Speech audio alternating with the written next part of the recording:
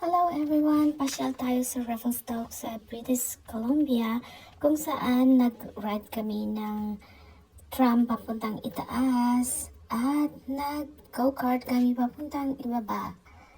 At pasyal naman tayo sa Aspen Crossing campsite kung saan dito kami palaging nagka-camping every year. So meron din pwede mag-book ng mga cottage, ganun, dyan sa campsite na yan. At meron silang mga fresh vegetable dyan sa farm na yan. So, punta naman tayo sa Canmore Downtown, which is palaging pinupuntahan ng mga tao kasi malapit siya sa Banff, Alberta, kung saan marami kang makikita mga magandang pasyalan doon. At puntahan na natin ang Peace Bridge ng Calgary, which is isa sa mga attraction dito sa Calgary, Alberta. Maganda siya na tulay. Pasyalan naman natin ang Ghost Lake dito din sa Alberta. Napakaganda. Pwede kang mag-ski, ganon. Pasyalan naman natin ang CN Tower dito naman sa Ontario, Toronto.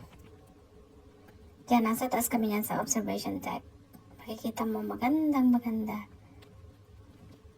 Pasyal naman tayo sa Niagara Falls kung saan nag-check-in kami. Diyan kami nag-stay sa harap mismo ng Niagara Falls sa Courtyard Marriott Hotel.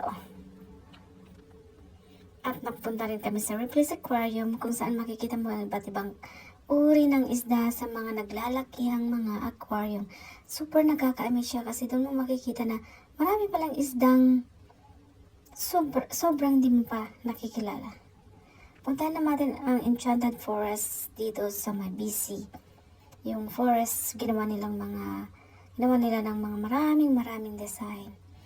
At pasyalan naman natin ang Golden Sky Bridge, which is hanging. Sobrang nakakatakot. At tuman din kami sa Emerald Lake na napakaganda. Sobrang ganda ng tubig. Blue na blue siya. So, ayan.